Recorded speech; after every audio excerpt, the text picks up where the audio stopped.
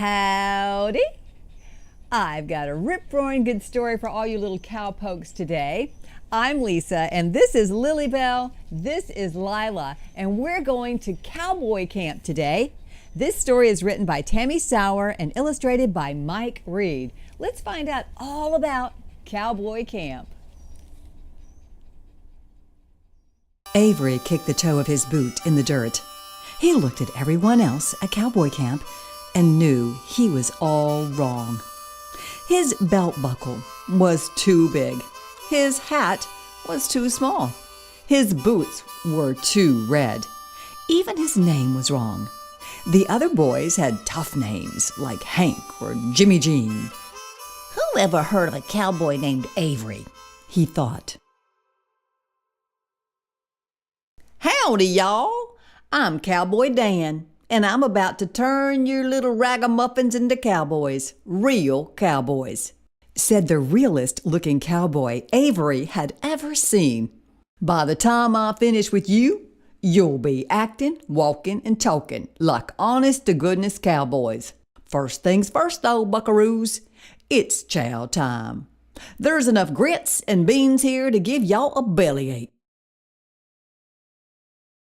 Everyone dug in. It wasn't but a minute later that Avery discovered he couldn't stomach a single bite of cowboy food. He had to eat cheese and crackers instead. Who ever heard of a cowboy who didn't like grits and beans? He thought. Now that you got your fill, it's horse riding time, Cowboy Dan announced. Let's hit the stables. Everyone saddled up. It wasn't but a minute later that Avery discovered he was allergic to horses. Ha, ha, ha, chew! Sneezed Avery as he climbed onto his horse. Ha, ha, ha, chew! He had to ride a cow instead. Who ever heard of a cowboy who was allergic to horses? He thought. All right, fellas, it's time to round up some cattle. Let me teach y'all how to lasso, Cowboy Dan said. Everyone started twisting and twirling their lassos. It wasn't but a minute later that Avery discovered he had a bad case of rope burn. He had to practice with yarn instead. Who ever heard of a cowboy who got rope burn? He thought. That night, after all the other cowboy campers turned in for some shut-eye, Avery sat outside his tent and tried to think cowboy thoughts.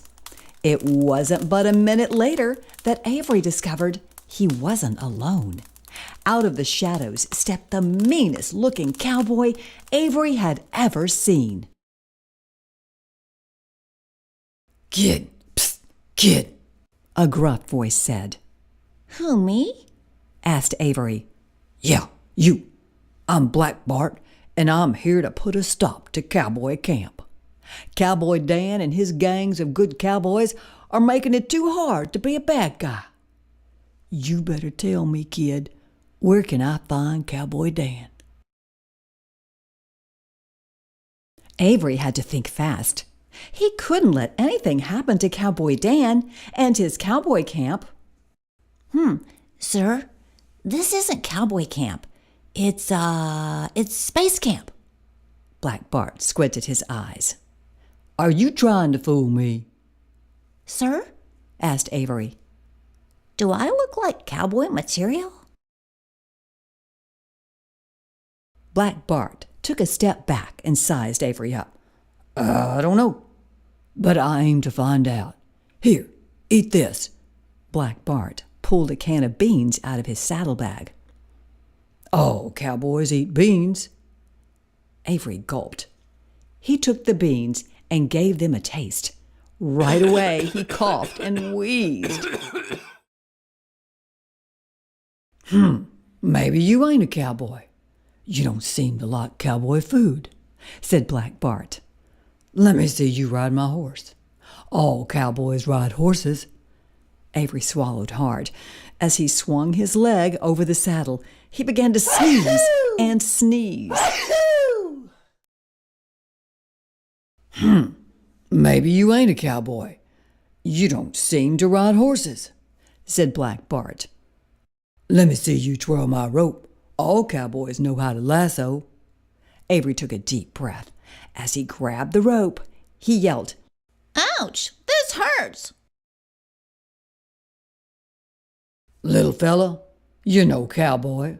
All cowboys eat beans, ride horses, and twirl lassos.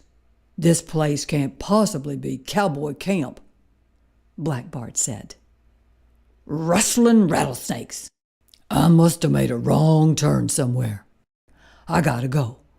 It'll be daybreak soon, and time's a-wasting. It wasn't but a minute later that Cowboy Dan and the other cowboy campers came out of their tents. Avery, you're about the bravest darn cowboy I ever laid eyes on, said Cowboy Dan. No one but a real cowboy could outsmart the likes of Black Bart the way you just did. Avery grinned. His smile was as bright as his too big belt buckle. He felt brave. He felt amazing. He felt like a real, honest-to-goodness cowboy. Well, how was that for a rootin' tootin' story? Would you like to go to cowboy camp now? You know, Avery didn't think he was much of a cowboy, but I think he was pretty brave there in the end. This is Cowboy Camp. Thank you so much for joining us for Storytime on the Back Porch. We'd love to have you for another Read Aloud story. Be sure to subscribe.